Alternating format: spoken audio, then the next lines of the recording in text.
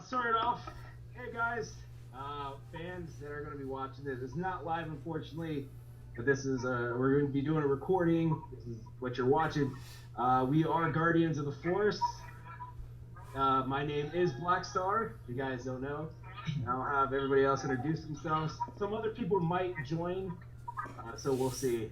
So, guys, go ahead and do it. Who wants to go first? I'm Jordan. My Jedi name is Master Jedi Kyle Katarn. Katarmus, sorry. On the Guardians of the Force group. You also probably know me by my Saber Forge saber reviews on YouTube.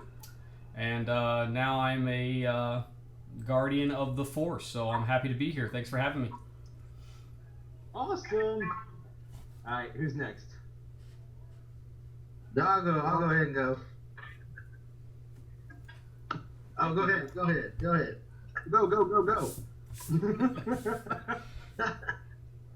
After you, sir. After you.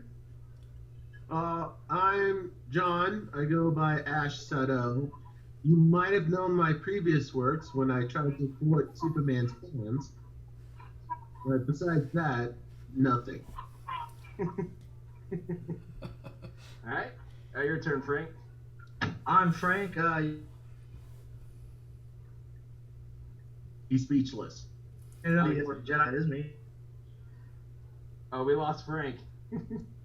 Lost Frank. That's hilarious. Frank, where'd you go? Oh, there he is. I'm in the dark. Now, keep in mind, fans, Guardians, that this is not going to be a perfect podcast. But we will try to make it as entertaining as we can for you guys. So, Frank, if you want to introduce yourself one more time, because I don't think we got that. So, It didn't go through. All right. I am Jedi Master Oberon Voss. You may see my name, and I posted my picture on the Facebook there. That is me. there we go. So, if a lot of you fans don't know who we are, obviously we're Guardians of the Force. We started this group at like 2 months ago, and we've grown rapidly. We have great members. I'm totally happy with the group that we have, and I wouldn't change it. We are a non-profit organization type Saber Guild, where we're going to be doing a lot of charities, and we're not going to profit off of anything, or we're solely here to bring Star Wars to everyone, and not just for kids, but also for adults or people that don't know what Star Wars is, and we want to, spread good with our group, and definitely bring Star Wars to everyone, like Star Wars, came to us when we were smaller, growing up, and so basically our first introduction. Boom! So if you guys didn't know who we are, now you know who we are. Like I said, we could have more members, depending. They might show up a little bit later. We'll see. But right now, this is the core. So, like I said, I'm super happy you guys tuning in, even if it's just one of you guys that are watching us, or 3 of you guys. It doesn't matter. We're still very grateful to have at least people watch us. You finally get to see the people behind Guardians and all the posts that we do and all that stuff. So we are trying to become the best Facebook Star Wars page / group on Facebook. We're getting there. We truly are getting there. And, we're going to be pretty big really soon. So we can't wait to bring you guys to it. So, all right. So what's the first topic you guys want to talk about, like Star Wars wise? I mean, one of our members, Alan, isn't here at the moment. So, I mean, Spoiler alert. Spoiler alert. We could. Hey, just so everybody knows, Philip just dropped the Katano saber release just a minute ago. Oh, okay. So if you don't know who Phil is the owner of Saberforge. If you guys don't know who Saberforge is, they're a company that makes awesome lightsabers. Yeah. And I'm holding mine right now. I have mine right here. I just ordered mine. I just got it in, and amazing. I know Jonathan, he just ordered his, and Yeah. as you can Video, tell, later this week. and as you can tell, Whole thing. oh, it's gonna be fun when you get it. And as you can tell, Jordan, you look at his background, he owns a bunch of sabers from Saber Forge, and so does Frank. He owns a couple, and I own just one for now. But this thing's awesome. I'll turn it on really quick for you guys. This thing is loud, like straight up. I mean, this thing's bright too, so I'll put in the blade a little bit later, but this thing's amazing. See, he has all those lightsabers because he went to Coruscant after the fall of the Jedi and just gathered them all up. Yeah. Basically what Jonathan said. But no. So one of our members, Alan, he isn't here, and Alan, when you watch this later, this is going to be a spoiler because I told you if you're not here, we're going to talk about it. Spoiler! But yesterday was announced that Andy Serkis is it's going to be a brand new character in Star Wars Episode 7: The Force Awakens, and his name is Supreme Leader Snoke. Now, that's awesome because everybody, he's going to be a bad guy. We all know he's going to be either the Sith Lord or he's going to be a villain with the type of name Supreme Leader Snoke. I mean, you're not a nice guy with that name. So I think he's going to be the Emperor or the new baddie for the First Order. And you guys don't know who Andy Serkis is. He's the guy that's played. He's the greatest motion capture artist actor out there. He's played Caesar in Dawn of the Planet of the Apes and Planet of the Apes movies. He's played Gollum, aka Smeagol in Lord of the Rings, and he's played King Kong in that Jack Black King Kong movie. And when people want something done in motion capture, they go to that dude. So I'm so excited. What do you guys think of Andy Serkis playing this new character? Well, back to you. I'm pumped. I'm just super excited about it. I was really wondering who the heck was going to be the bad guy in the new Star Wars because there was just so many up in the air. They've kept such a lid on it, which has been awesome. And I'm actually, I really don't care to wait and keep my ears plugged for the next 200 days. I'm the guy who goes on YouTube and I look for every leak possible. I probably spend at least 6 out of the 8 hours of my workday at the office searching the leaks for the new Star Wars movies and then doing saber reviews and stuff like that. But but yeah, I'm super pumped about it because it was just that was like the one character that nobody really knew what was going on with him and what he was playing. It was either he was going to be some random alien character, obviously, because he wasn't going to play himself, and but there was no way you could just make Andy Serkis a random character alien species, so they had to put him in some kind of position. So the fact that he's like the head bad guy is fantastic. Oh, I can't wait to see him. When he was first announced when he was first cast as in Star Wars, I knew they're going to cast someone like Andy Serkis. He's not going to be in there for a cameo or anything. I was talking to the Guardians yesterday. Anybody that's in Star Wars is forever enshrined in fandom. That's just how it's going to happen. You might hate John Boyega. A lot of you guys give a crap or get mad because he's a black stormtrooper. Who cares? You can be Asian, Mexican, Pakistani. It doesn't matter. You're a stormtrooper. There's no certain color in Star Wars. Come on, Star Wars is aliens. Come on, you guys got to get past that and grow up. But I'm happy with all the castings. I've not once heard one name where I'm like, you know what? No, I don't like that casting. It's impossible. I like everybody that's been cast. I think Disney and Lucasfilm aren't stupid once it comes to casting, so I totally trust their judgment. And what do you think, Jonathan, about the casting? Well, I'm excited because I love Andy Serkis in a lot of things, especially Ulysses S. Claw. That's In, true. he wasn't even in any getup for that. He's a fine actor regardless of whatever he's in. My Oh, yeah. only concern, and Star Wars has done this in the past, is they've hyped up this villain to monumental portion, and he just ended up being on screen for 5 minutes. Yeah. He is going to be in Black Panther though. He's going to be the main baddie for Black Panther. So I'm super excited. For Well, he was in Ultron too. Yeah. That was you said. Yeah. I can't wait to see him. He also signed up to be in Black Panther, and I think he's going to play a good villain. So I can't wait. Yeah, but, Frank, what do you think? I agree with everything. Like, You lose Frank again?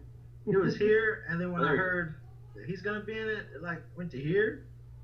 Like, just everything he does is just excellent. I'm super pumped, man. It's exciting. It's a good time to be a Star Wars fan. Like I said, I'm not disappointed with the castings whatsoever. It's not a spoiler knowing who's going to be in it. I know, like, a couple days ago, supposedly a leaked script was leaked, and I'm not reading into any of that because I don't care. I want to go in the movie being surprised. Because knowing Star Wars, there's always going to be some twists and turns. It's Star Wars. When you first watch Star Wars, you can't predict what's going on, and that's what's so great about Star Wars. You know, like that moment when you found out Leia was his sister. Oh my God, you know, Luke's sister. That was like what? You know, or you know, finding out that Darth Vader was his father. You know, that was like a cool twist. I mean, you know, it's old school twist, but it works, and I can't wait. And I don't think JJ is gonna mess it up. I totally trust JJ Abrams. I fell in love with BB-8, the new droid. I mean, come on, guys. How can he not be adorable?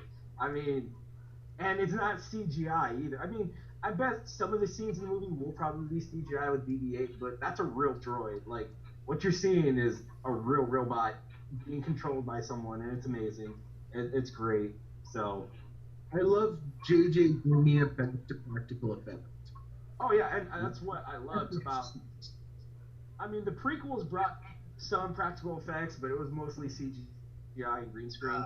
But I like how JJ is like, you know what? No, I fell in love with the 1977 movie. To you know, those practical effects where you have puppeteering with Frank Oz as Yoda and you know, bringing that element back to it. And what was cool was when they first started filming Star Wars, they weren't leaking pictures out. They were like JJ was actually showing us pictures of the set and showing us the puppeteering and how they're bringing practical effects. And that's why I love JJ so much as a director, because he knows how to respect Star Wars. He knows Star Wars, you have to respect it. And the fan base, you have to respect the fan base because we're hardcore fans. And we knew he was gonna, you know, he was gonna do something good with practical effects. And I'm just so happy. I mean, come on. Like I said, Disney and Lucasfilms aren't stupid when they cast or do directing. They want to have someone that's going to bring a lot to the table. And with Star Wars, the multi-billion-dollar franchise, you're not going to mess it up. And I don't care. You can take all my money. I'm going to be seeing that movie at least 30 to 100 times. So it doesn't matter to me. So I'm good. So, I mean, how many times is everybody going to see the movie? That's no question. I already took my It's not even gonna be fair. Yeah, I took my 8-day vacation for the release week. I plan on spending a lot of time in the movie theater. That's what's cool is I'm doing I know Jonathan knows this, and I'm doing like a whole gathering with the Guardians of the Force the day it opens. And I know Jordan won't be able to make it, or Daniel and Frank, but we're all going to be at the movie theaters together. So you know, on that day, if some of you fans are Guardians in San Diego area or in Dallas area or wherever Frank's at, want to show up, you know, be fans, you know, spend time, you know, hang out with us for a little, hang out with us a little bit, you're more than welcome to join us on that day. You guys should all just with your smartphones record your experience waiting in line for the to get in and just see the wildness, and we could post it on the page. That'd be pretty exciting. Yeah, if you guys, you fans want to record yourselves with your experience, like Jordan said, boom, send it to us. We'll put it on the page with your name and your experience, and we'll try to splice stuff together. I know we're definitely going to record ourselves. I mean, I'm probably going to be crying the whole time. So, I'm probably going to be crying the whole time with tears of joy. You probably won't get it right. I'm probably going to be crying with tears of joy. Like, it's happening. It's happening. Like, I'm going to have my lightsaber, and I'm just going to be cuddling it. I'm dead serious. Here, Martin. Here, Martin. There you go. No, I will be going in full costume though. You got to go in full costume. We're going full costume. I don't care. I don't care if there's any cute chicks that are, like, what the heck is that guy doing? Like, lady, this is important. I don't care. You know, lady. You know, lady. Yeah. And you know what we are. You know what day. It's game time. For us Star Wars fans, like it's cool. Let me show you. Oh no, trust me, it's gonna be awesome. See, the way I feel about it is I have 20 lightsabers and they all have to go see the movie. So they all have to. Yep. I have one so far. I'll be going a lot. I have one, as though I'm probably, I don't know. I'm gonna bring something with me. It's either gonna be this or something else. And I just, like I said, I can't wait for. I can't believe it's this year. It doesn't feel real to me. And then right after that, you got Rogue One. Oh yeah, Rogue One's coming out too, and that one I can't wait for because I heard it's not going to be, directed towards kids. I heard it's going to be like a war movie, and I mean, I highly doubt it's going to be rated R. If it's PG-13, of course it's going to be PG-13, but it's definitely not going to be. I think it's going to be set for more of the older fans, kind of like a love letter to us because we've supported Star Wars for so many years. So I mean, I can't wait. Isn't it the premise for Rogue One is like this happened before stealing? It was stealing the plans for the bot. Remember in what was it? Episode episode 5 or 6, where they were the senator was standing up there in the council, going, many Barthans had lost their lives stealing these plans for the Death Star. Yeah, and it's gonna be a bunch of bounty hunters. That might have been episode 4 or New Hope. I'm sorry, I can't. Man, I watch them so bloody often that it's just they all blur together now. I think so. I mean, the premise of Rogue One, it just sounds awesome. I mean, of course there's gonna be at least one Jedi or a couple Jedi. There's definitely gonna be a bounty hunter movie bounty hunters. They're all about money, so they're not on either side. Whoever pays the highest, And it just, the whole concept of stealing the Death Star plans just sounds amazing. And I'm in it to win it. Just, take my money. I'm ready to see it. I actually don't think you're going to see a single Jedi in that movie. I think he actually based it to be more around the Rebels and not the Jedi, just because there's been so much focus on the Jedi in the last couple of films, that they wanted to make a film that there were no Jedi. These are real people, no superpowers. They're soldiers, and they're trying to make a difference. Without the Force, without a lightsaber, without all these mythical powers, they just have a blaster and a will to make a difference in their world. So I don't think you're going to see any Jedi in that movie. And that's fine with me. I know everybody else agrees. I mean, a lot of the hardcore Jedi Sith fans will be like, "Oh, how dare you!" And I'm gonna be like, hey, you know what? Star Wars is a big universe. It isn't about Jedi and Sith. There's also bounty hunter, the Imperials, the Rebels. I mean, Disney is not gonna mess this up. They didn't buy Lucasfilms for $2.something billion just to have a few movies. No, this is going on until I think the day we die, when we get older. So we're gonna be doing a lot of Obi-Wan cosplays. When we get a lot older, it's gonna be great. We're not going to do Obi-Wan because they won't be all blue and sparkly. Oh yeah, I mean, well, by then the lightsabers should be more advanced, and they're going to be costing like thousands of dollars, but it's fine. I'll save up for one. can actually get, those darn kids off our lawns finally. Yeah. I got a lifesaver. Don't ever use it. It's real. But I mean, I'm so excited for the movies. So Frank, what do you think about Rogue One? Man, I'm excited for that one as well. I love everything Star Wars. I mean, I'm excited. It's a good time to be a nerd, man. Yeah. Especially, the whole no Jedi deal. Which kind of brings me to a question I got asked at a comic book store this week. A gentleman asked me, he said, do you agree with the Force? Like back in the day, how, the Force is in everything. Everybody can access it. He said, or do you lean towards like the prequels where it's like the midi-chlorians and like you have to have something in your body? Which I told him, I said, I'm old school, man. I like the concept of everybody has access to it.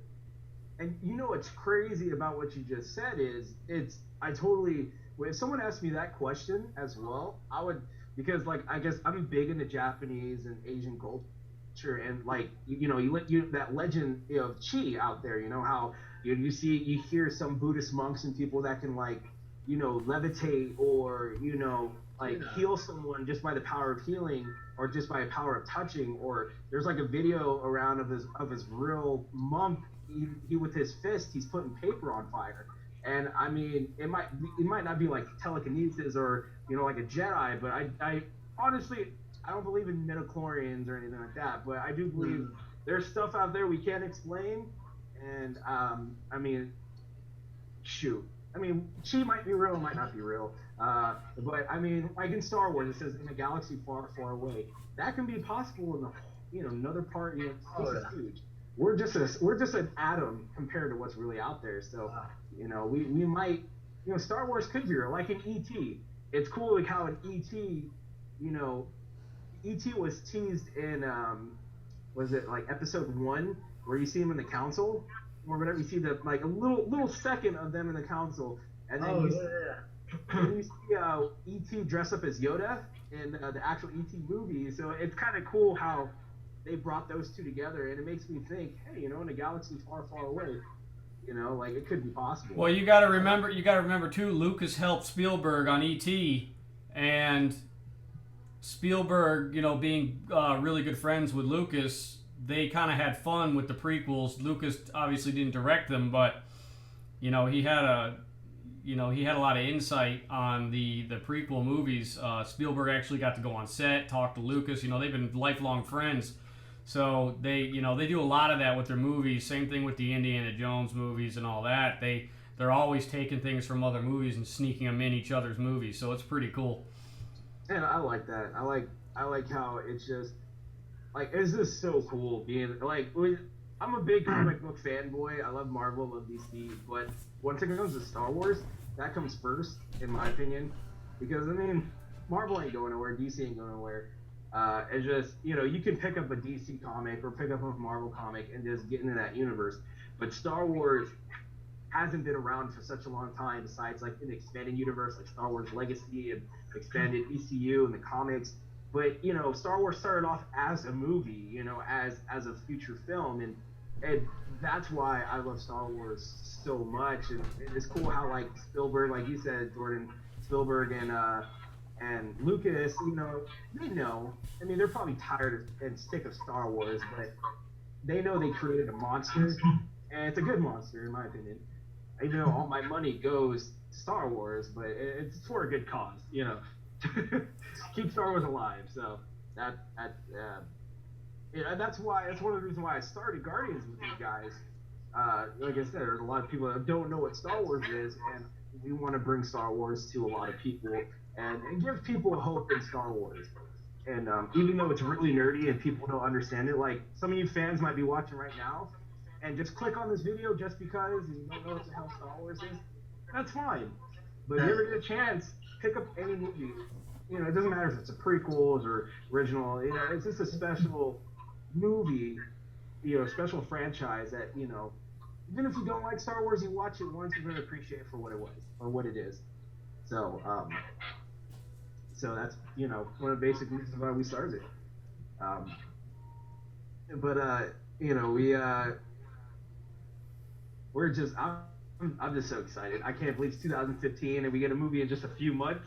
Like I don't care about Christmas. I don't care about Thanksgiving. I care about December 18th. That's the only. If someone buys me tickets today, like screening tickets to go see Star Wars, I'm crying. I'm posting all over YouTube. I'm gonna be that guy, that funny vine where look at this nerd crying over Star Wars tickets.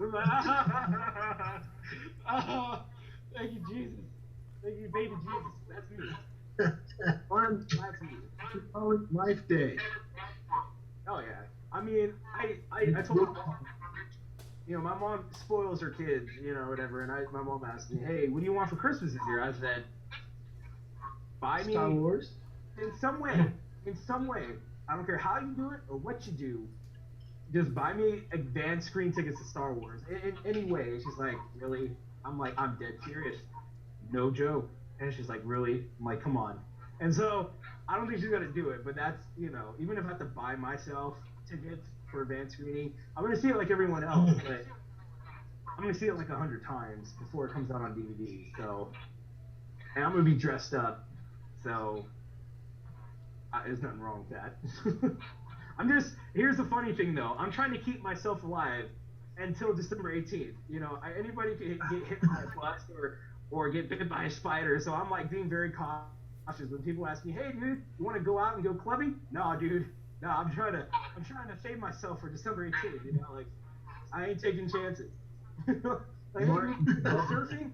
No, dude, I want to get eaten by a shark, bro. I'm being very cautious. I gotta stay alive. Bubble Boy from now on. Yeah, I'm gonna be Bubble Boy.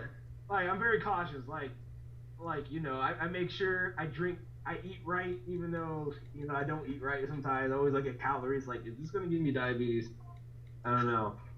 I gotta protect myself. Like I gotta make sure I stay alive until then. I mean, I hope it's gonna be a 3-hour movie. I really hope it's gonna be a very long movie. I mean, I don't care if it's Harrison Ford sitting there picking his boogers for an hour with John Williams music in the background. I'm gonna watch it. Movies like that. I mean, Star Wars. I want Harrison Ford just digging for gold. Digging for gold. Yep. I mean, he's pretty much there for gold. If you think about it, he hates Star Wars. He rather. And it's true. He'd rather stick with Indy than Han Solo, but I mean, he's forever Han Solo. He's not going anywhere. So, even though he did a great job as Indy, he's more Han Solo every single time I see him. So, I mean, come on, every guy and every girl wants to be Han Solo. I mean, you secretly, if you don't know what Star Wars is, you know who Han Solo is. You want to be that dude. So, I kind of want to Chewbacca. It's because I really do. So, what's the next topic you guys want to talk about? Let me just touch on. He said something about Chewbacca. How come he doesn't look like he aged in the previews? Well, he still looks the same. Oh, I mean, think about it. We don't know how long his race could live. Just like Yoda, how he can live for 800 years. It's an alien universe, so you don't know if certain ages or certain aliens live different ages. I mean, come on, it's Chewie, Chewbacca. Come on. I mean, one of the most famous Chewbacca's out there was Lobaka, and he was like a Jedi. And then he controlled one of the most rarest sabers in the world. It was the Amber one. Yeah. I think that's the only time you saw the Amber saber. Was with Lobaka. I think that was his name, yeah. And yeah. I mean, I heard Lobaka was like one of the most strongest Force users out there. So, I mean, the name like Lobaka, I don't want to. If I was a Sith Lord, I'd be like, no, I'm sorry. Like Lobaka, no. But lost Jonathan.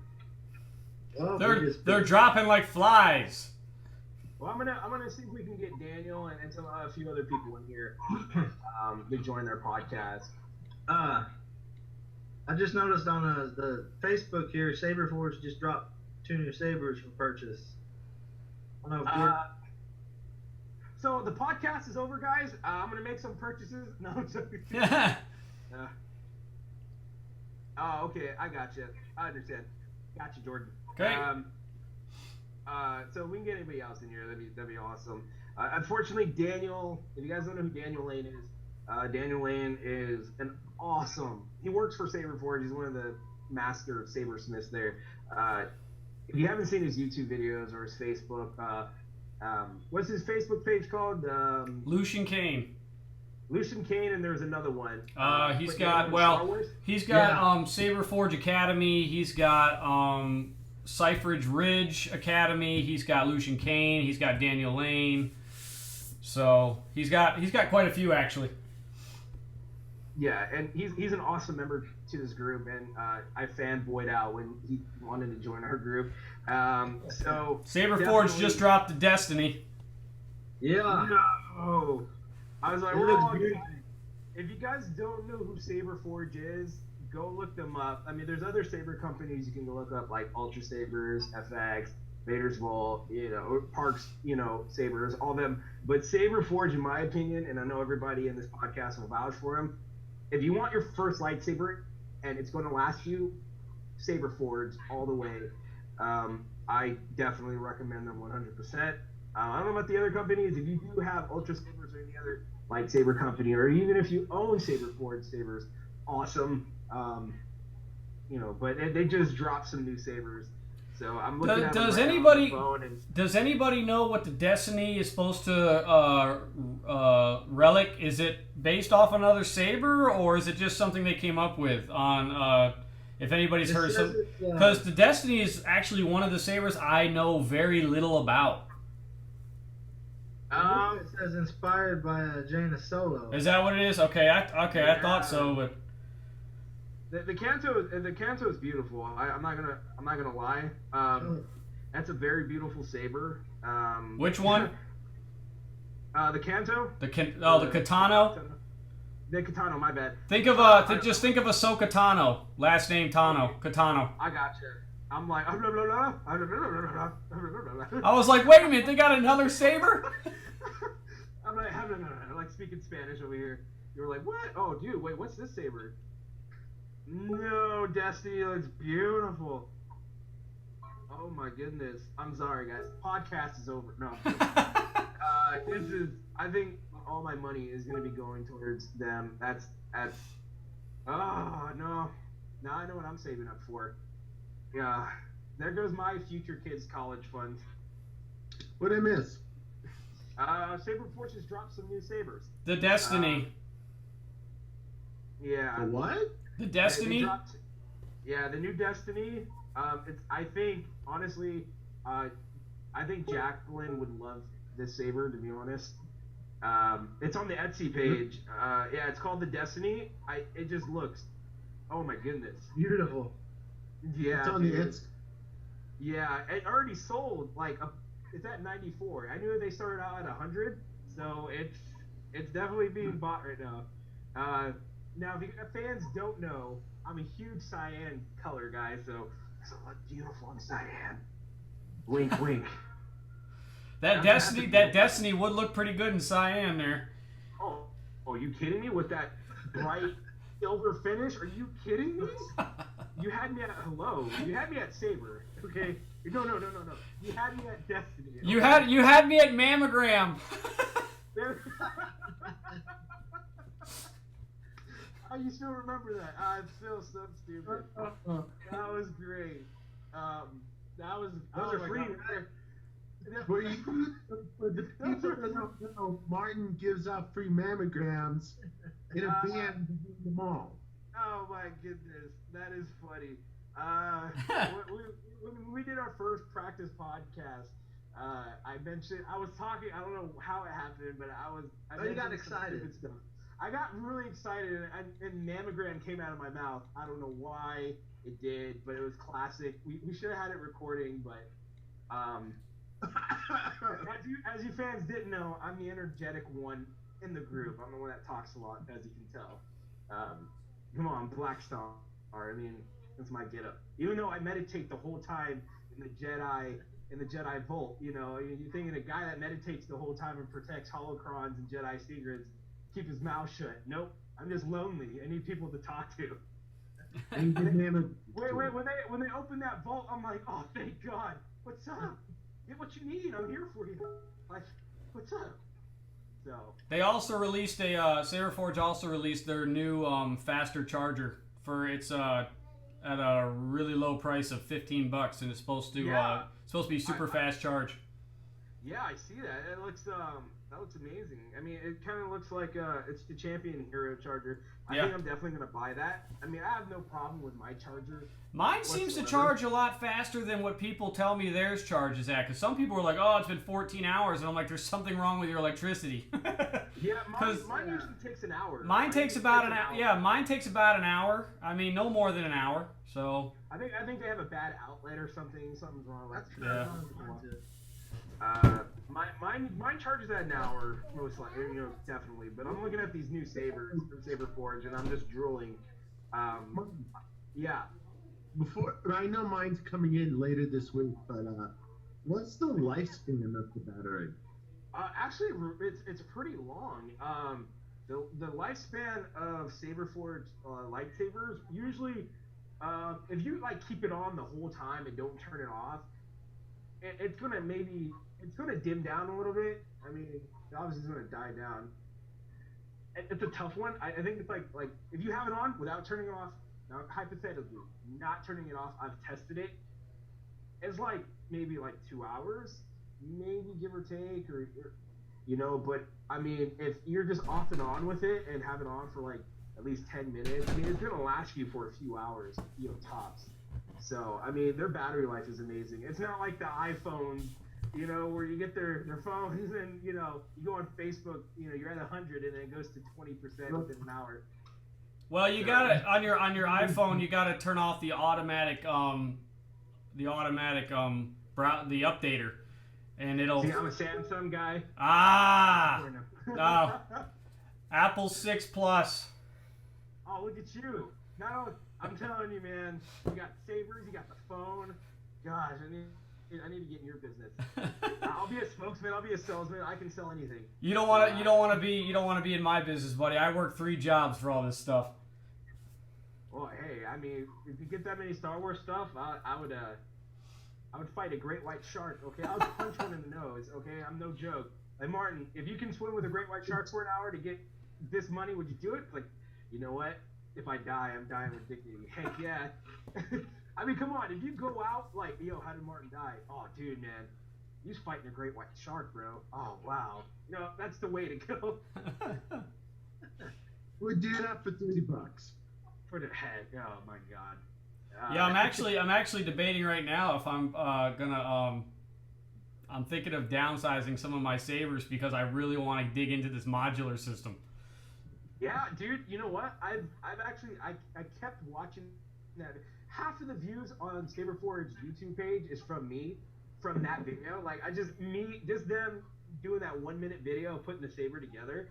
I'm just like, that's everything. I mean, come on. Imagine every little boy and girl has thought about, ever since that when you become a Jedi, you have to make your unique saber to become a Jedi. To be, initiated, with the Force. And everybody's thought about putting their own saber together, their own design. So I think that was just perfect. And that's always been a dream of mine to put a saber that I think would look cool together. And, I think I agree with you, Jordan, 100%. I think that's if I don't get another Champion edition from Saberforge, I'm definitely going to try their modular system. I think it's just a great concept. I think Saberforge is going in the right direction with their company, and that's why fans, if you haven't checked out Saberforge, go check them out. So what do you guys think about this modular system? Like, I love it. I think it's about time. I mean, because, you look at the other systems and, it's great you can come up with your own design, but the hilts are so big. It's a real wide, heavy, You know, it's just they're just really big. Where Saberforge to me just has the perfect size hilt. I mean, you have certain companies we all know of that have their large, just crazy large hilts, and then you have some of the other sabersmiths where their hilts are just really tiny, like thin. You feel like, I mean, from what I've seen in some of the pictures, it just looks like you're holding a toothpick. So you can go too far the wrong direction. You know, yeah, you want it smaller, but you don't want it so small it looks like you're holding a matchbox. Saberforge to me just has the perfect size. I've held almost every hilt they've ever made up until these last couple weeks where they've come out with the new releases, and I think the only one I haven't got my hands on is the Venomous Fury and the Princess, the Rebel Princess. But if they compare it all to any of their other hilts that I've put my hands on, they're just the perfect size in your hand in the grasping sense. You know, some are longer than I like, some are shorter than I like, but the actual, to put my hand around it, the diameter of their hilts is spot on they I don't have super huge hands and I don't have super small hands. They're just pretty generic, and I mean their Saberforge's sabers fit my hand perfectly. So I mean maybe for a large-handed person they might be a little on the small side. For a small-handed person they might be a little on the big side. But for me it's perfect, and the quality, and my thing with them is their attention to detail. I haven't seen anything yet that's come close to their attention to detail when it comes to some of these sabers. I mean, I've seen a lot of the other sabersmiths. They have a nice saber, but what they're asking for the price, to me it's a piece of pipe. There's no real detail. Okay, they cut a couple little holes in there, and there's a couple little bevels, but it's still just a piece of pipe with a with a bevel here or there, where Saberforge really goes above and beyond, and without replicating, they get pretty dang spot on. So I mean that's and their original concepts are fantastic too. I mean Thomas does an amazing job with his original designs, and the crazy thing about Thomas is he's self-taught. Being a self-taught, that's talent. Yeah, being a self-taught 3D designer is impressive as all get out. Especially, I think he started like a year ago, maybe a year or two. He hasn't been doing it long, but he's phenomenal. He just has a ton of natural talent, and it's awesome that either he contacted Philip or Philip picked him up. But I would say it's a great opportunity for Thomas and Philip together to have that combined unity. Because, I mean, I've talked to Philip, and he is very, very intricate. He's very precise. He's very strategic in what he wants in his designs. And Thomas being self-taught, the fact that he can deliver it spot on, that's pretty impressive. I mean, there's a lot of times where, I've only done a couple things for Philip, and some of them are still in the works because we're still trying to figure things out. But it's a lot of back and forth, a lot more so than you'd think. And it's pretty impressive how Thomas can nail these things, and get them spot on. So, no, they're such a great company, and I always vouch for them. When people talk about when people ask me, and I know a lot of you fans have asked me and asked a couple of us, hey, where'd you get your saber? Or hey, I like the saber. Is the quality good? What's the price?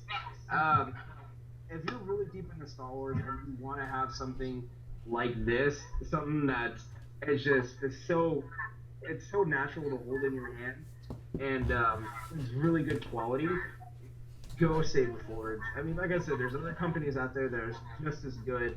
But like attention to detail wise and everything, and you want to duel with Saberforge. I mean, come on, their blades right here, the Infinity V4 blades. I mean, these are some of the toughest blades on the market you can buy. I mean, you can duel with this and it's not going to crack. If you haven't checked out Saberforge's YouTube videos, go check them out. They have a video of Daniel Lane and Phil Isherwood dueling with different types of blades from different companies, and there's definitely come out the winner. But I mean, this thing is ridiculously awesome. The blade's a little bit heavy, but it's totally worth it. I mean, it's a beautiful blade. You're not. I mean, and other companies, I'm not gonna drop names, but some companies will charge you like $100 just for one of these. But Saberforge, you buy a saber, it's gonna come with this, no extra cost.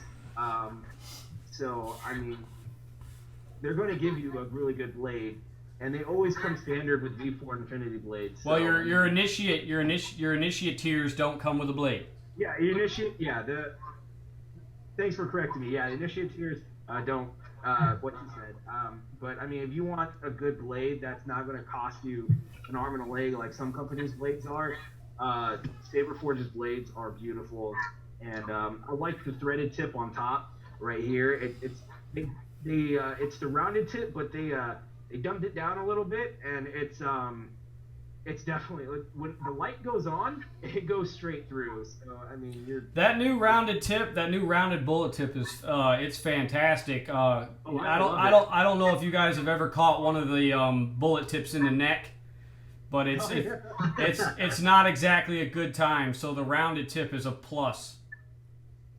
Oh yeah, and I'll show you guys real quick. Some of you fans probably have seen pictures and stuff like that of our sabers that we own, and are probably like, oh, is it really this bright?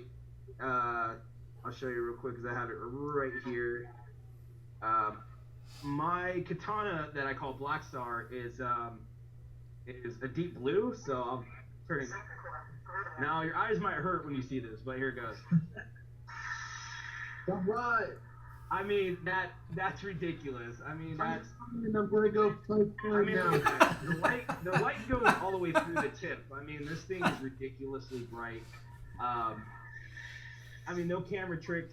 I mean, I'm on a crappy laptop camera, and this thing. We can tell. It has some great ones. We can tell. You're the only one I can't see. Oh, for real? You guys can't see me? No, we can see you. You're just a blur. You're just like the Ark of the Covenant right there. Oh yeah, I feel like when there's like when Harrison Ford's like, close your eyes, don't look at it. That's me. Looking at the Covenant, don't look at his voice. I love Harrison's voice. He just sounds so angry all the time. He just sounds like, he always sounds like he's angry and constipated at the same time. He's like, oh man. I can't wait to see him in episode 7. It's gonna be hilarious. Disclaimer: This video will not be 1080p. Also,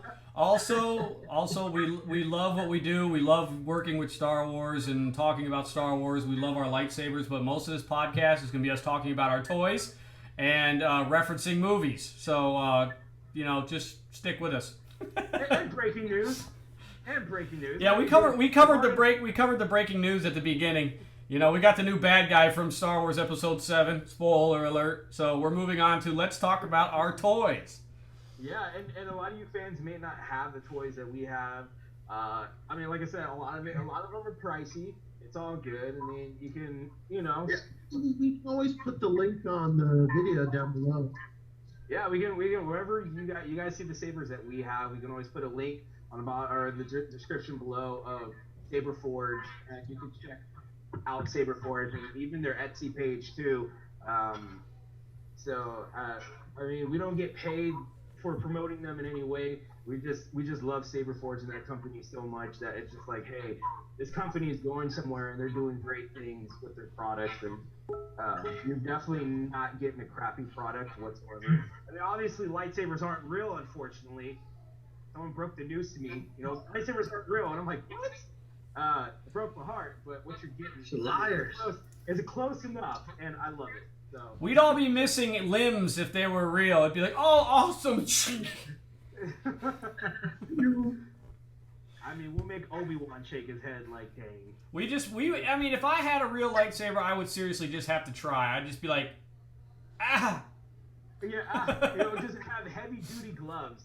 You know, have the suits that the guys that check the volcano. I would hate to have that job where you see those videos and pictures of the guys in those suits, the shiny suits, and they're in volcanoes. I would hate to be those guys. Like, really, this is my job. But for a lightsaber, I'd be looking like Marty McFly when he first was in he was like, I am your father, in that one scene where he meets his dad and he's dressed up in that suit. If you guys don't know that reference, I'm sorry. You guys are old enough. It's a great part. He plays like, oh, I am your father. Like, it's so great. I love, and that's what I love about Star Wars too, because it's referenced in so many movies. That's how popular it is. I mean, come on, like what? It was so popular that Back to the Future referenced it. I mean, come on, are you kidding me? And it came out around the same time when Empire Strikes Back came out and stuff like that. So I mean, come on. So that's just awesome. The universe, I mean, the Star Wars universe is just so expansive. I mean, even though when Lucas sold to Disney and Disney cut out a lot of the EU and what was canon and what wasn't, to me, all this canon nonsense is great. It's whatever. I mean, and I'm not an EU saddle rider at all. I mean, I like the EU. I like the stuff that's canon. I like the new stuff that came in, the Star Wars, the crazy, we brought Darth Maul back, whatever. The fact that nobody can die in Star Wars. I mean, it's Star Wars. You love it because of what it is, and it doesn't matter if it's canon or not. I mean, I like the stuff in the EU. Because it's not something that is licensed doesn't mean you can't have fun with it.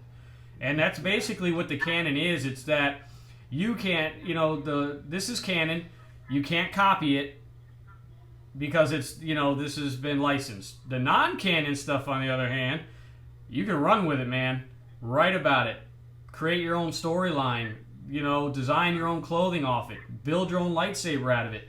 They can't say nothing to you because it's no longer canon. So, I mean, it's you just, obviously you need permission of the author and the artist who created the storyline. But there's so much fun you can have with the canon and the non-canon, the EU and the regular storyline, the new legacy stories. Oh my goodness! I mean, no, everybody knows how much of a fan I am. I'm not gonna talk about it. Let Jordan talk. Yeah. Yeah, calm yourself, Martin. Calm down. I'm sorry. But he's gonna start crying again if I keep going. But I know. No, but I mean, it's such an awesome universe. There's no other expanded universe. Yeah, there's trilogies all over the place. There's prequels all over the place, but there is no universe that is as expansive as Star Wars because it's a galaxy far, far away from a long time ago. You can come up with anything you want, and it can go forever. I'm sorry, a battle between Captain This Guy and Bad Guy Louie in New York City can only go so far. But you take a universe that we don't live in, we don't know anything about, and it's pure fantasy, and just let your mind run wild. It's just it's a dream come true for a fantasy enthusiast, Star Wars enthusiast, all that kind of stuff.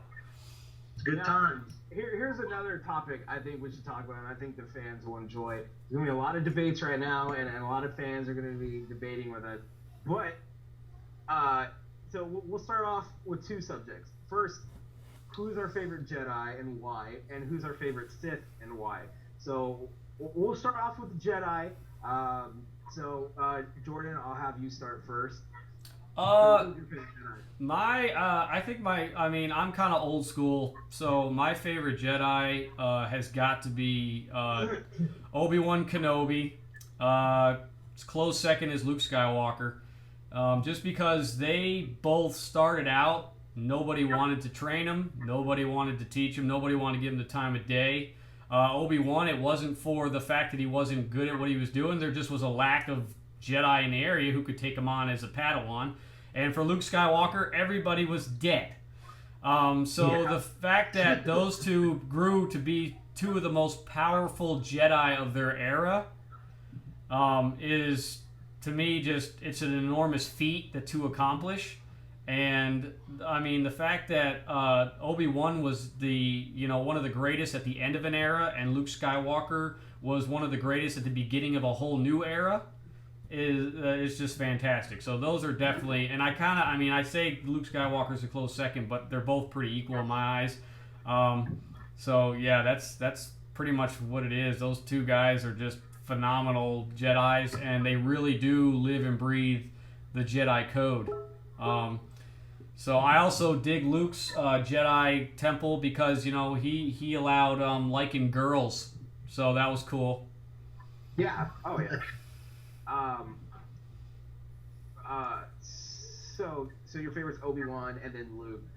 So Frank, who's your favorite? Who's your favorite Jedi? It can be anyone in the expanded universe too. It doesn't have to be canon. So. Man, I think my top two is Qui-Gon Jinn and Obi-Wan. I don't know why. It was just kind of always resonated. Liam Neeson, man. Liam Neeson. Dude, he's a badass. Liam Neeson, I don't know where you are, but I will find you. Like, I mean, come on. So what makes Qui-Gon Jinn so good? What makes him so interesting in your eyes? Yeah. All right, folks, you heard it from Frank first. Liam Neeson.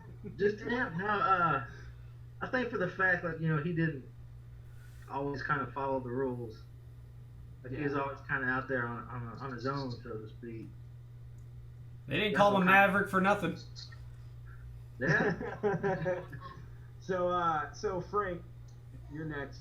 Who's your favorite in the expanded, non-expanded universe? Who's your favorite Jedi? Jonathan. John. You call me Frank, Martin. Oh, my bad. Sorry, guys. I do speak Spanish. Hola. Even look at us. We're both handsome men. We're all handsome. So, Jonathan, who's your favorite Jedi? Easily my top two. My number one, absolutely, is Luke. He was the one I grew up with. I still remember that scene in Return of the Jedi where he just walks in all cool and calm, taking on Jabba the Hutt. He's like, you're nothing. I'm a Jedi, you're nothing. And Kit Fisto. Oh my goodness, yes. Yeah. Kit. He got that whole cockiness, like especially in Attack of the Clones, where he just pushes those droids and he's like, it's like, what? That was just like, whoa, he's enjoying this way too much. Oh yeah, and I totally agree with you. I'll go last with the Jedi. My favorite Jedi of all time. I'm gonna, now that we're talking about two Jedi, I'm gonna have to definitely go with Luke. Luke's one of my favorite, but I think personally in my heart it's Obi-Wan.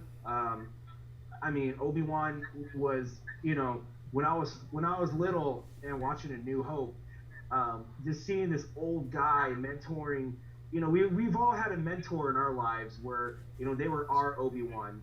That it's helped us out, and not be a Jedi, but it helped us out in some way. It could be a teacher, your family member, your dad, your mom. There's been some mentor that reminds you of Obi-Wan, and Obi-Wan, like Jordan said, no one wanted to train him when he was younger. He was just an arrogant, cocky dude. But he grew up, and he reminds me of everyone. He's that dude that everybody starts off arrogant in their life in some shape or form, and then some of them turn into Obi-Wan, some of them don't. But just Obi-Wan, and I mean Ian McGregor as Obi-Wan in the prequels, dead on, perfect. He did such a great job. I think McGinnis would have been actually proud and would have been happy with that casting. I think, rest his soul, Liam McGinnis is one of my favorite actors of all time. What he did with Obi-Wan in the original Star Wars was just absolutely phenomenal, and you can't take that away from the Star Wars universe, is that character.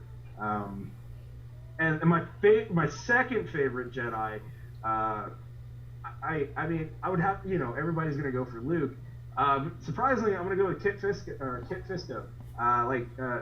Jonathan. If you guys don't know who Kit Fisto is, he's like an octopus-looking type dude with tentacles on his head. He's like he's an amphibian-based Jedi, where he's on the land and land and water.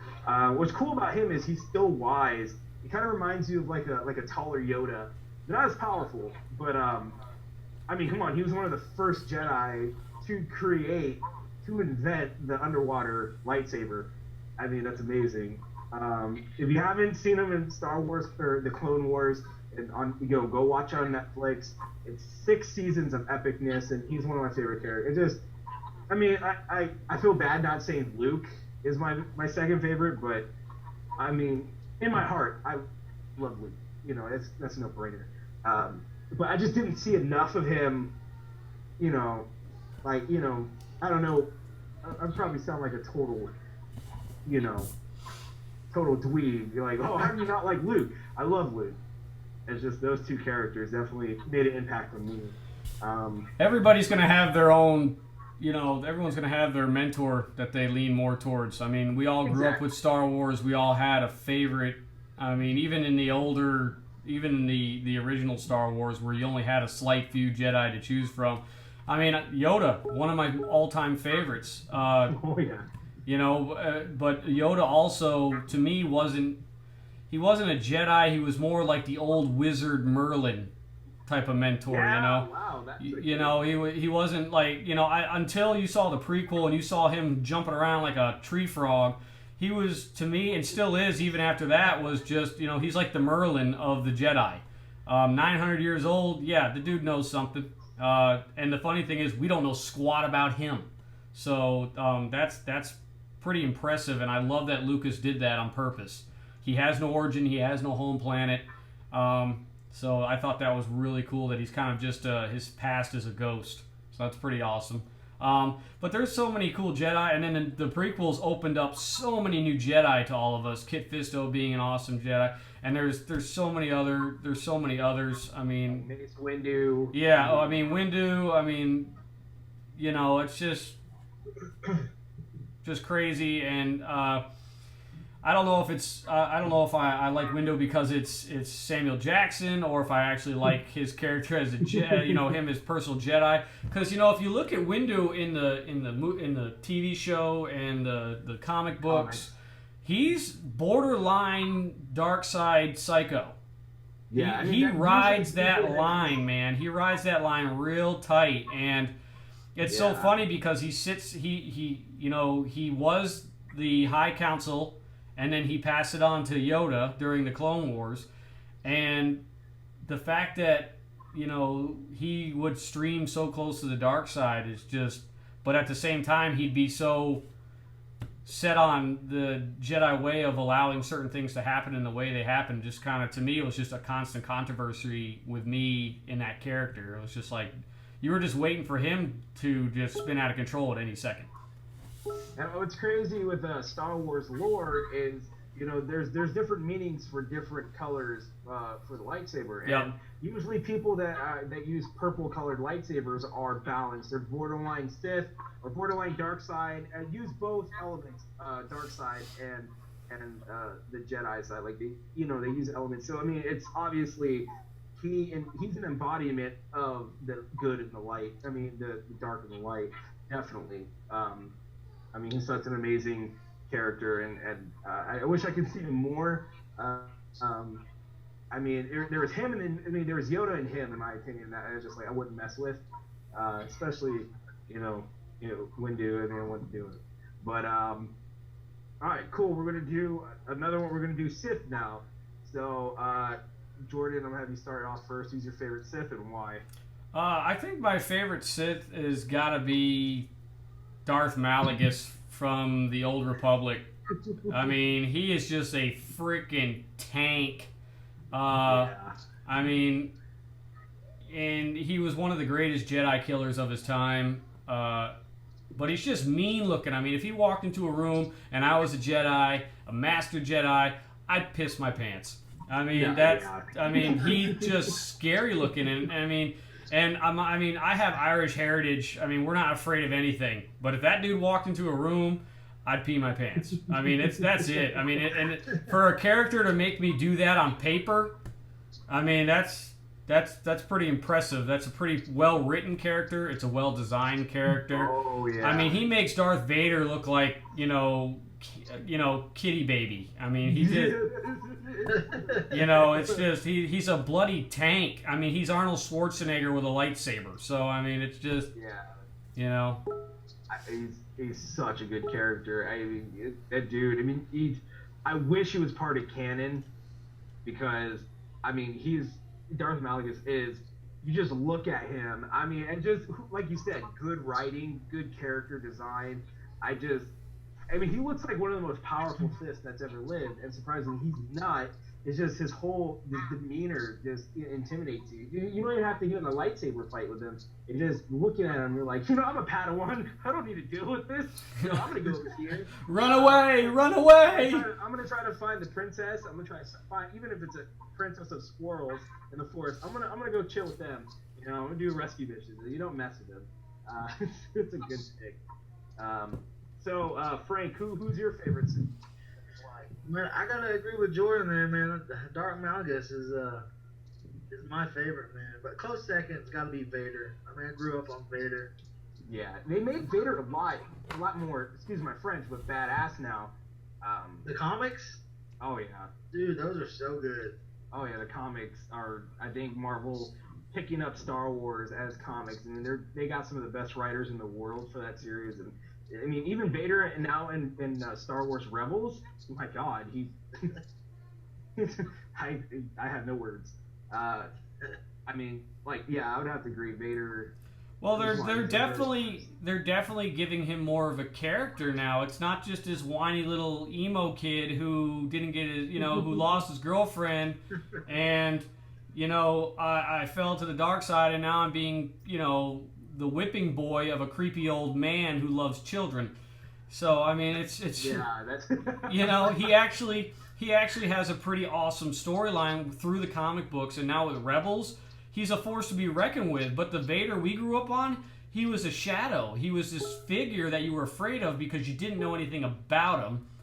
The prequels kind of destroyed his strength, and then now the comics are giving it back to him, and the Rebels series is giving it back to him. And now, yeah, he's somebody to be feared because he, at the time of the Rebels, and even in the comic book of New Hope, he's the strongest Jedi/Sith in the galaxy other than the Emperor. Oh yeah, and there's this amazing scene in the Star Wars The Force Unleashed. I don't know if it's 1 or 2. It's like a CGI scene where you see Vader take down a whole. I don't know if it was the Star Destroyer. I forgot what he took down, but with just the power of the Force, he just brought it down, and it was an epic moment where I'm just like, that was Vader, right? Like, no, there's no way that was Vader. And I was like so shocked that that's what really made me love Vader a little bit more, because I'm like, because you got to see more. In the movies, you couldn't really see how powerful he was. You heard he was powerful, but the way they portrayed him in the original movies, it just like, okay, but now that, kind of like with Boba Fett, how Boba Fett, everybody, excuse my French, bitched and complained about, he died in the Silar pit. I mean, he's not really badass. We don't know that. He might have lived, he might have died, but they made him really cool in the books and in the comics, and that's why everybody loves Boba Fett. So the way they took Vader, it's amazing, and I have no complaints. No, I read Vader issue 1, and I was like, dude, this is awesome. It just rolls up, jumps out of the Jabba the Hutt. I was like, that's Vader right there. Spoiler. No, I'm joking. If you guys go on YouTube, I forget the name of the character, the channel, but there's a gentleman on there. He actually does a read through of all the new comics, Star Wars comics, the Star Wars, the Vader, the Princess Leia, and his voice is kind of stagnant, but it's really cool the way he does the sound effects through the comic books and things like that.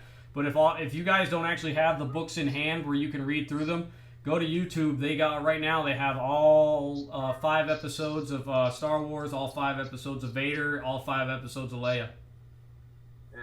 And I've read all of them. I mean, I don't have them. I have some of them in my possession as real comics, and some I have the comic book. Yeah, I'm the same way. Comixology app. So a Comixology app, I'll read it on there. It's a great app where you download your comics. But yeah, I mean it's amazing. I don't think.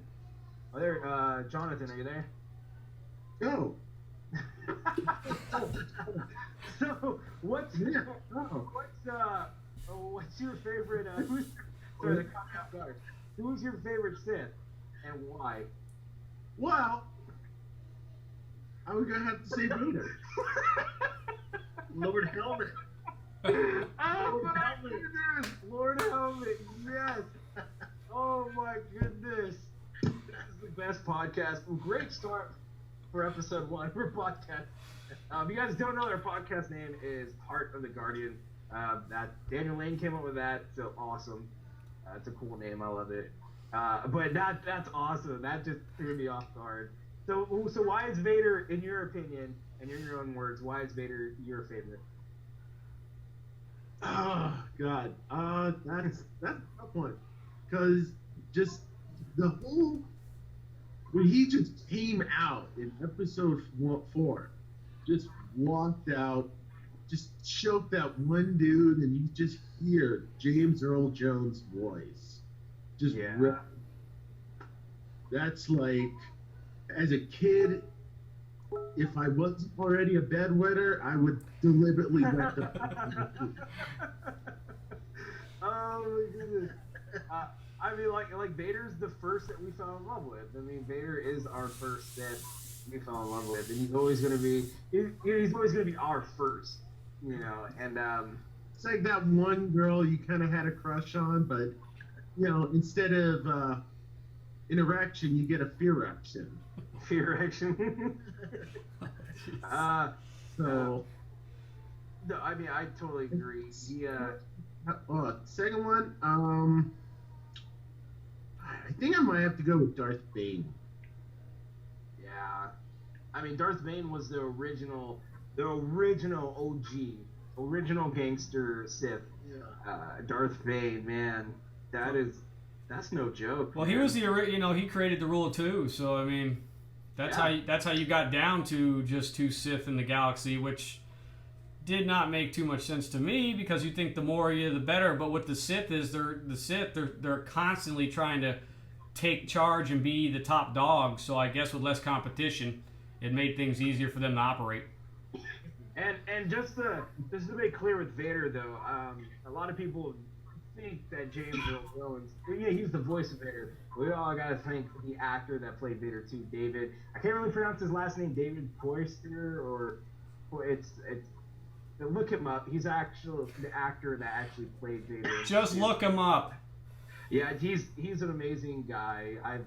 You haven't met him yet, but just look him up online. He's coming to Comic-Con in Austin. Oh man, I would give that dude a hug. Thank you. Yeah, and May he played Vader too? No, Maggie played Chewbacca. Oh, okay, yeah, I know that, but I was like, played. You. Oh no, well you scared me. I was like, when did this happen? Like, wow, Vader too? Vader, you got really tall. You're really tall. So I guess it's my turn for Sith. I know the rest of the members know who I'm gonna say, but if you guys fans didn't know, I'm a huge Revan fan.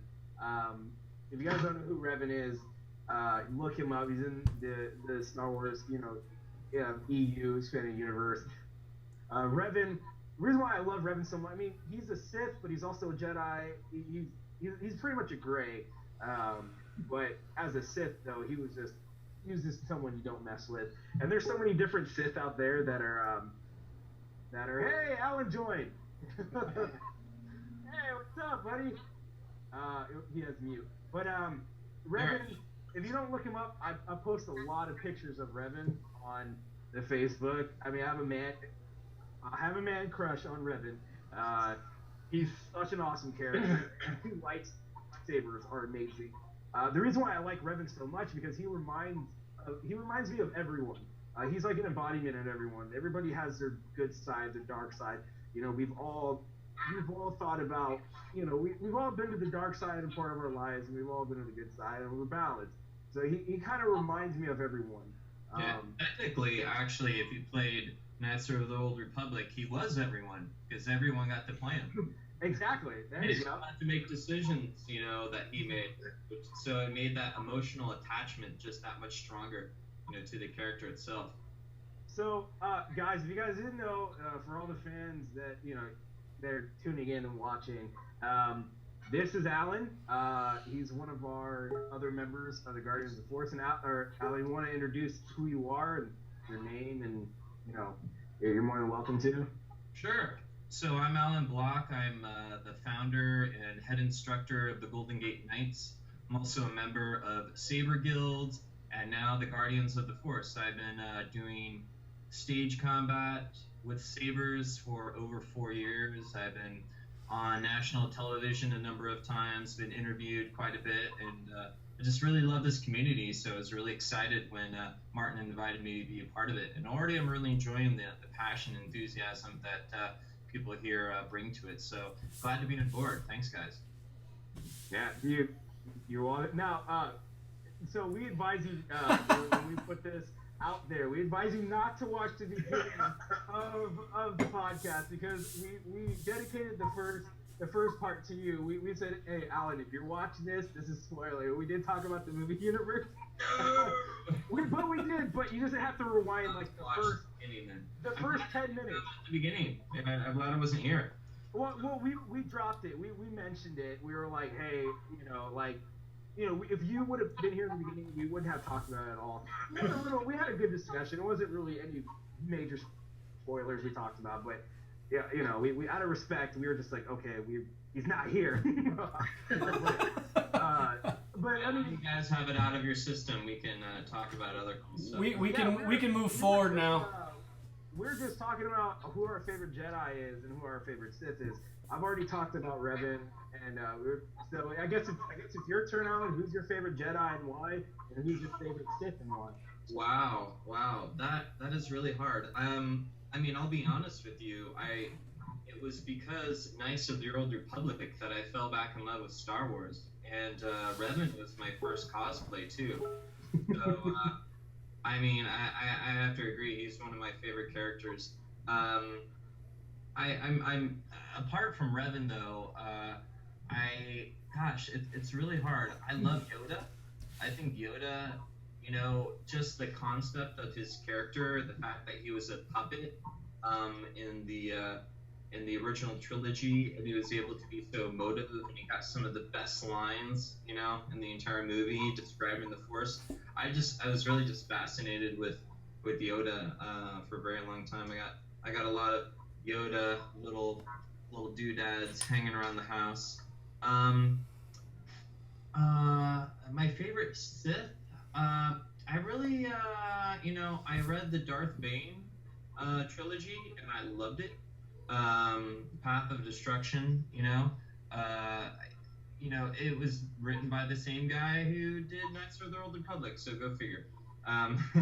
It's got a strong character. He is a bit of almost an anti-hero in a kind of way. Darth Bane, right? Like, he's out there and he's destroying the Sith, So in some way, he's kind of a good guy, but kind of a bad guy, kind of rejecting the Sith, and what they represented, but obviously he's still the Sith, even the Sithari, the true Sith. So I really liked that storyline that they had of him just kind of rising up, and through his own sort of, his own his will and his passion, he was able to overcome so many odds, including escaping the mines of Kessel, the spice mines, and dealing with all the other sort of aristocratic Sith while he was trained on Korriban. So I really liked Darth Bane as well. So I have his saber as well. Well, he's the original OG.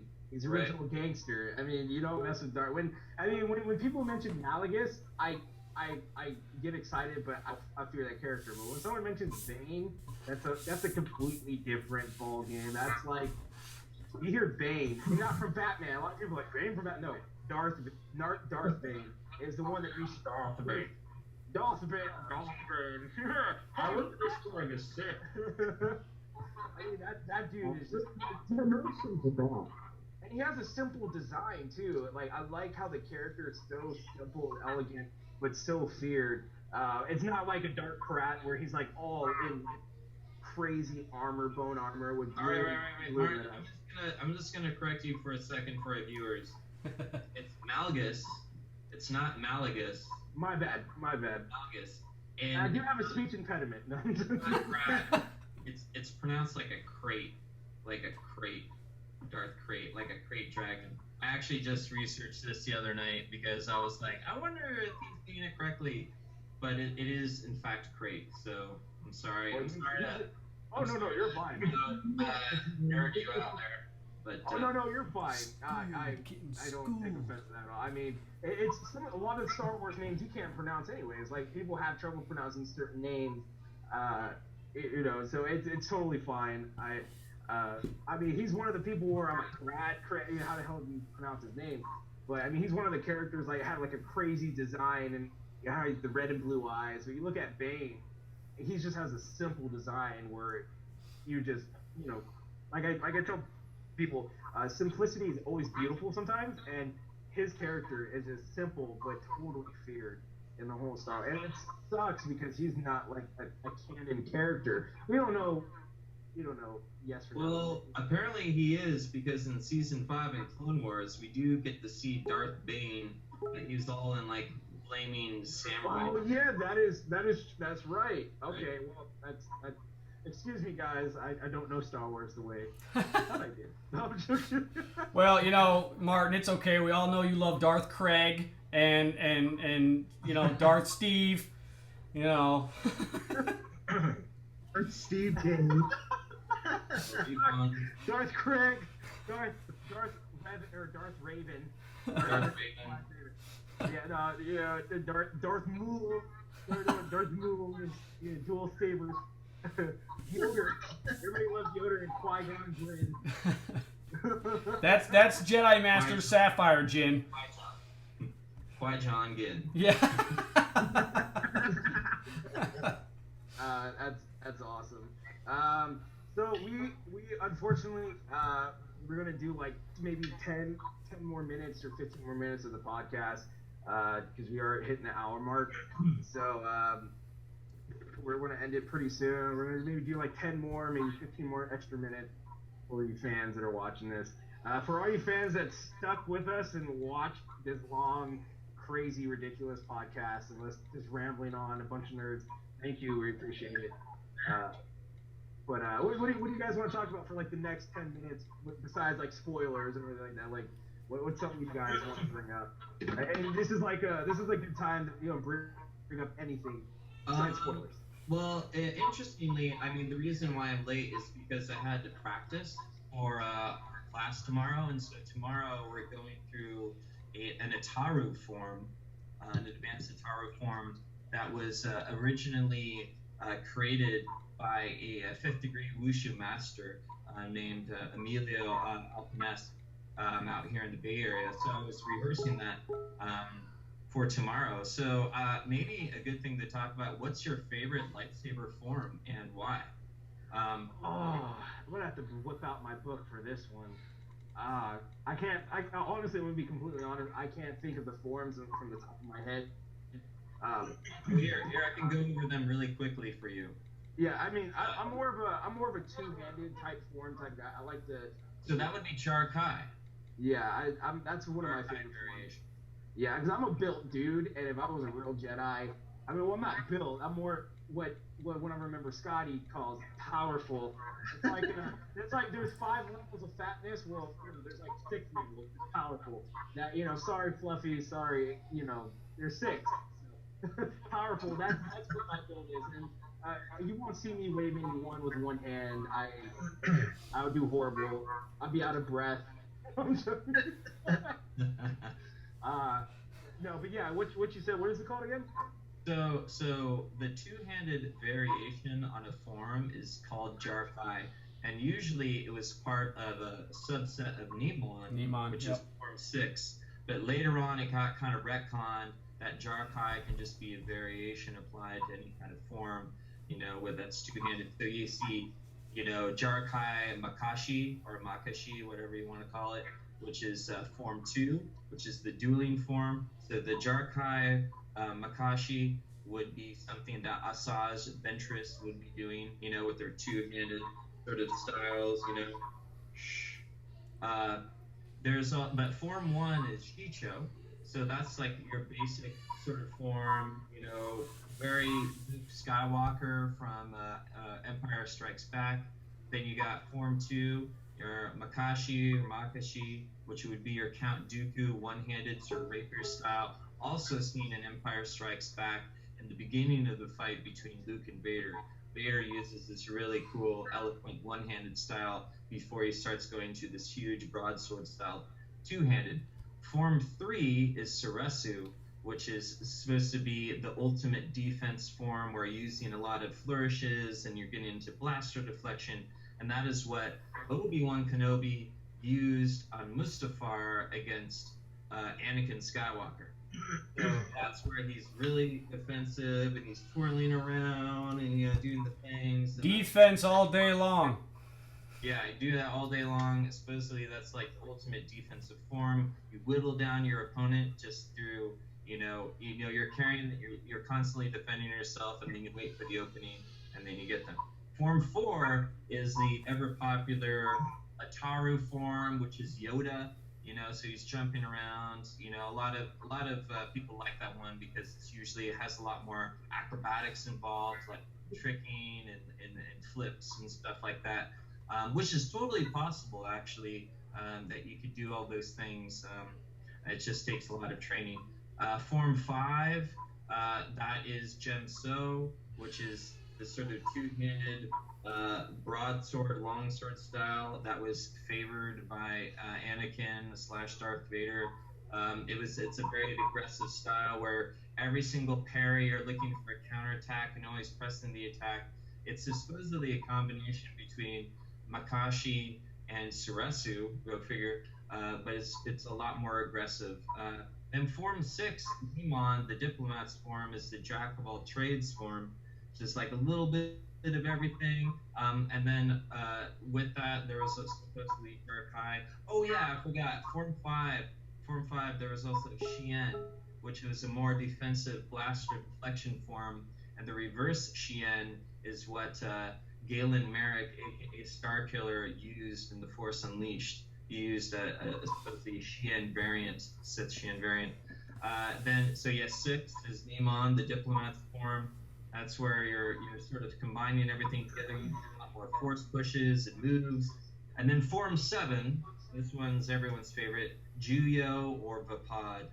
Juyo is like the dark side form where it's super aggressive in your face, and Vapad is the Mace Windu form where you're taking the person's aggression and kind of Tai Chi flowing it back out at them, creating a super conductive loop of force energy, skirting the dark side, but very dangerously coming close where you might fall to.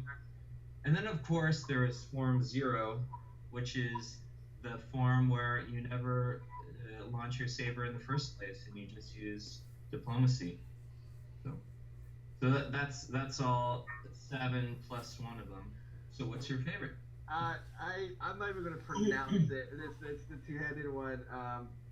Like I said, I'm powerful. Like I said, So Jordan, what would be your style, or what would be your favorite? I'm definitely Form 3, Sarisu all the way. That's how I started my training. That's how I've dealt with most of my training. I'm a defensive guy anyways. High school, I was a goalie for hockey, and in my swords play, it's the same way. I'm extremely defensive, and I can preserve my energy until you pretty much just can't, you don't have any left to dish out, and then that's when I go after you. So I'm extremely patient and extremely defensive, so I'm definitely a Form 3 a lightsaber duelist. That's one of my favorite forms too. It's very eloquent. To me, it really represents the epitome of what a Jedi is. Well, it just you know, Form 3 to me is, because it's based on defense, you have to understand your opponent. You can't just rush in guns a-blazing and shoot first, ask questions later. You have to understand what you're up against, who you're up against, and realistically, you know, do I have the time to wear this big fella down? You know, and because it's time consuming, you know, Form 3 Ceresu is extremely time consuming because it's not something that's going to end for you quickly. So it's something that you have to really be able to size up your opponent. So you have to be, you really have to think the fight through. You can't be angry. You can't be emotional. You have to be very, very, well, just mentally sound to use the form for sure. So kind of like the Muhammad Ali approach, where he used to wear down his opponent, where his opponents would just keep punching him, and he would just wait back and just, you know, and then get him. That's what I kind of, you know, think of him. That style is like what you're talking about. You know, that's why he was such a great boxer. See, me personally, I just, you know, if I was a real Jedi, I would try my butt off. But like realistically, I just giggle the whole time, like time out, you know, like wait, time out, you know. So I mean, I wouldn't make it in real life as a real Jedi. I'd try. I mean, I'd probably be the custodian for the Jedi temple or something. That's fine. So Frank, what's your favorite form, or do you have a favorite form that you would totally go for? I'm the big guy that Jordan was talking about, so I gotta go with Form 5, man. Just balls to the wall, come out swinging. That's always been my style. That's awesome. I mean, that's how you do it. I mean, you get tired, you might as, you know, if you do lose, you might as well go out the best way possible. Leroy Jenkins. Frank, or not Frank. Jonathan. No, Jonathan, you know I love you. Jonathan, it's the beard. It's his beard that gets me. It's just so mesmerizing on camera. So, Jonathan, what's your favorite form, and what would you go for? I would say a more combination of 3 and 5, because I am a big guy. I can get pretty aggressive, but if I'm the one being attacked, I'd rather just wear my opponent out. Nice. See, I'm polar opposite of everybody. That's why I was never last. So Alan, what's your obviously, I mean, you're like the guru of forms. So what would be your absolutely favorite form you would go by for sure?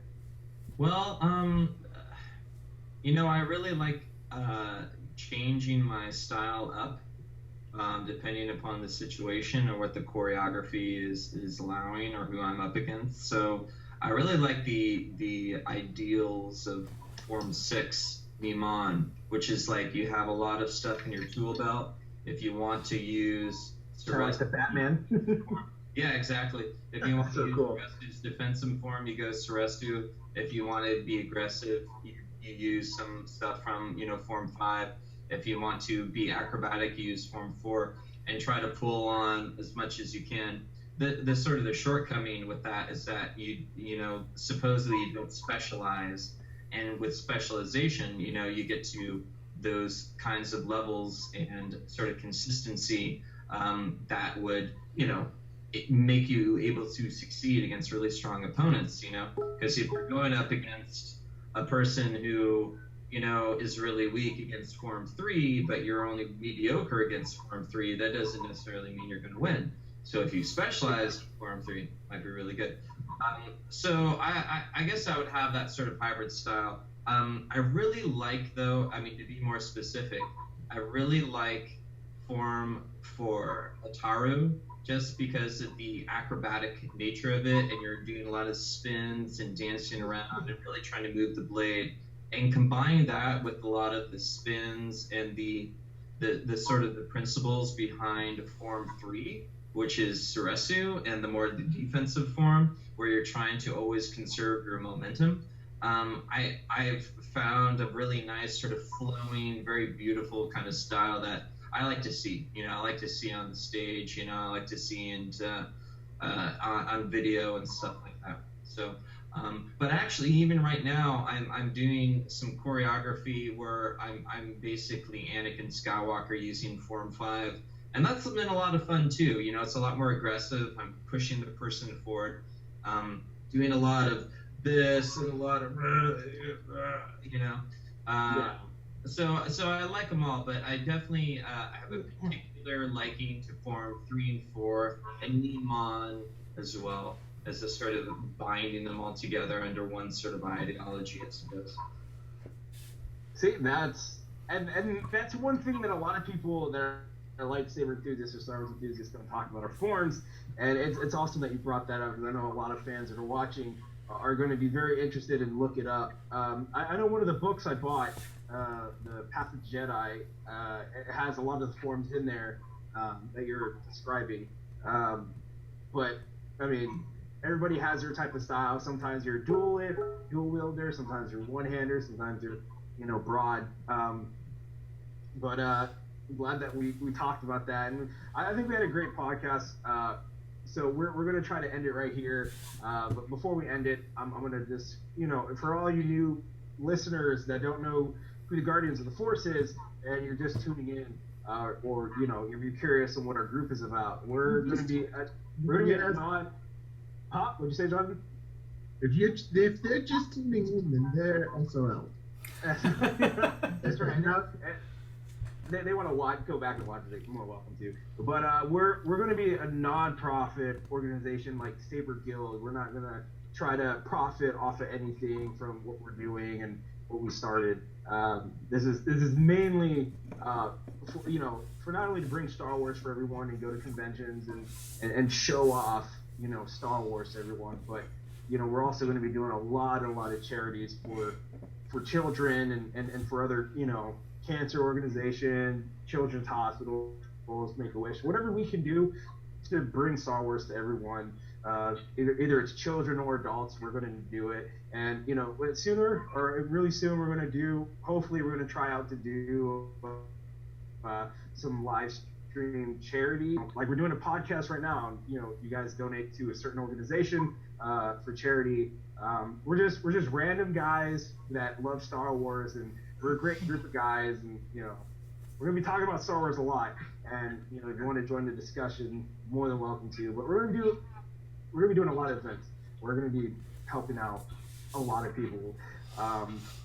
So Guardians, like I said, we're not gonna profit at all from any of this. We're just regular guys that work regular jobs that have families, and but we do this because it's a passion of ours, and we love this universe, the Star Wars universe, and like I said, and a lot of you fans that love the Facebook page are amazing. Like we're gonna start. Like I was talking to, or Alan was talking to me earlier about. We post a lot of artwork. But we're going to try to credit a lot I know some artwork is really hard to find the artist for, but a lot of the artwork we do find, we're going to try to credit every artist out there and put their foot in the door too, because some of the Star Wars art is just amazing, and we're going to give them shout outs for sure too. So if you're an artist and you do Star Wars art, send us some of your artwork, your messages, or to our Guardians of the Force 619 at gmail.com. We'll post it on our page, and we'll give you total credit for it, 100%. Put your foot in the door out there. We got you guys. We're anything Star Wars we love. So if you're an artist or anything like that, we'd love to showcase your guys' talent. And so keep it clean. Yeah, keep it clean. We will not post sexual stuff on our page, unfortunately. We do not.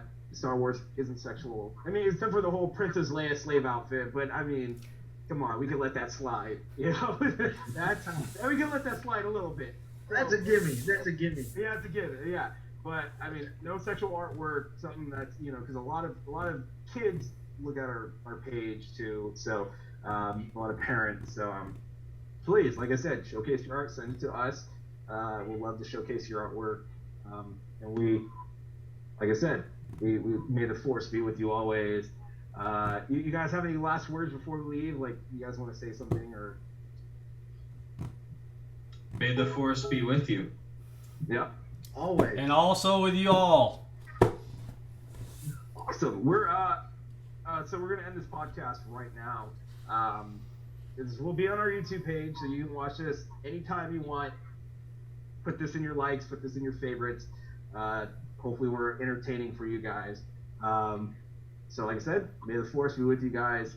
And remember my motto, live, laugh, and love, and always smile. And one more thing. If you want to become a guardian, you're already a guardian, do something great. How to become a guardian is there's no sign-up sheet, there's no entry fee or nothing like that. You just, do good for yourself, do good for your community. You're automatically a guardian. I know that may not sound much to some people, but I mean, it's very important to help out as much as you can with anybody that needs it. Even with yourself, So I'm gonna end that right here. Everybody good? Thanks, Mark. You're very welcome. And Thanks, guys. With you as always. And have a good night, guys. Good night, all. Yeah. May the force be with you. Force be with you. Yeah, force be with.